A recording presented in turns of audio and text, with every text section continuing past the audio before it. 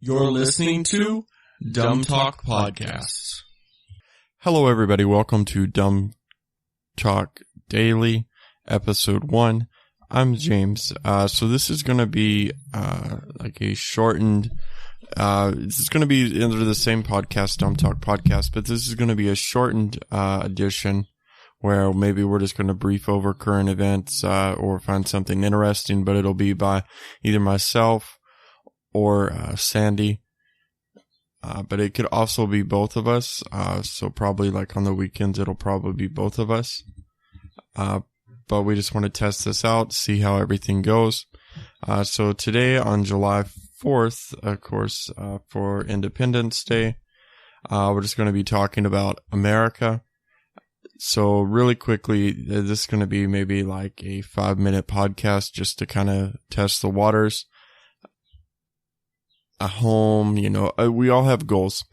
But what I was running across yesterday while browsing the internet was a Consumer Reports of the most American cars, which basically the study broke down parts that are assembled in America and parts and cars that once they're assembled, basically they're assembled here in the U.S. majority, and their parts majority come from the United States, so not an overseas, not like, it's minority, or minorly parts are made overseas. So basically when looking at the study, they found that the most American car, get this, is a Korean, manufacturer with a Kia Optima 2.4 liter, with 83% of the car being built, and assembled at the West Point, Georgia location. But we all know MErica is about pickup trucks, so the most American truck is actually the Honda Ridgeline. 75% of the car is being built in Lincoln, Alabama. So that really shocked me, because mostly when people say, "America, y'all," or "America, buy American," you think Ford, Chevrolet, Dodge, not so much Chrysler anymore.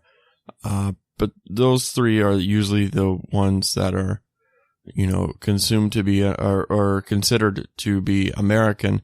And yet actually, both the car and truck are from a Korean and, I believe it's still a Japanese auto manufacturer.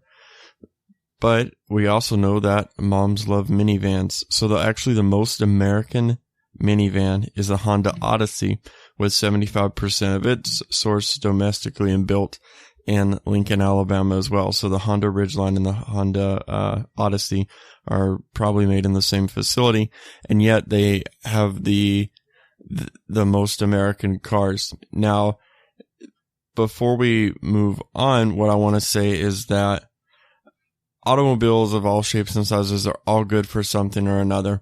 I think the American, or the considered manufacturers of American cars, Chevrolet, Ford, Dodge, they're still playing catch up, and they're still trying to figure out what lineup they want to bring, as far as fuel efficiency, easy, safe, because Hondas, they can go on the road 20 or 30 years, and I don't know that Ford has had that dependability since like the late 70s, late 80s with their lineup. I don't see a lot of 90s F-150s. I see a lot of the 2000-ish errors, but that's mostly from people who have a business that requires that type of vehicle to carry tools and whatnot. But the most American sports car is the Chevrolet Corvette, with 64% of the car being built in Bowling Green, Kentucky. So I think something else is that a lot of people think that the American auto industry is in Detroit, and I think that's been the case for some time, but now we're seeing facilities in different states building the cars. It's no longer Detroit like it was in past generations. So that's something that popped out that was very interesting to me. And the most American small SUV, which is perfect for a lot of people actually, is the Honda CR-V, with 75% of it being built in parts made in East Liberty, Ohio. Once again, all the information here was obtained through the Consumer Reports recent video, just dealing with the most American car. I found this to be actually pretty interesting because, again, even if you're not a fan of Chevrolet,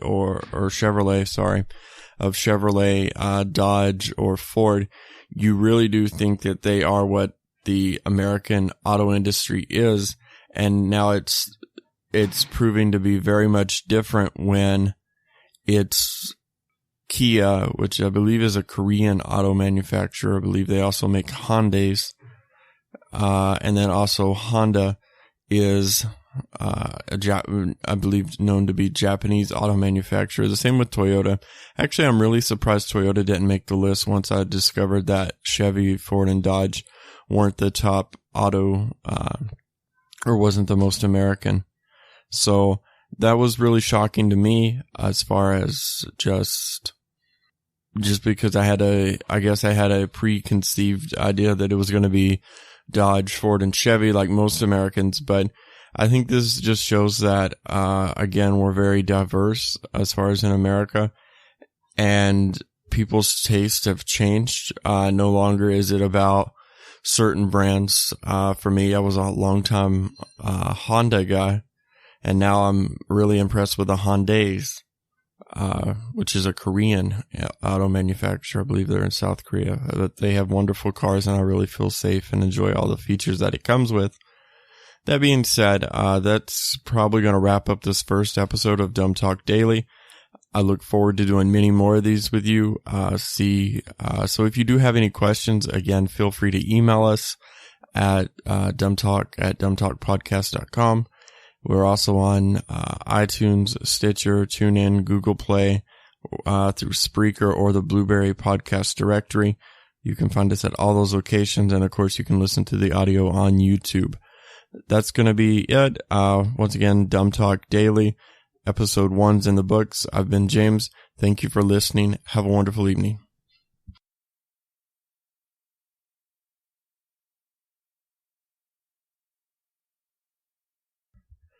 And also have a great 4th of July.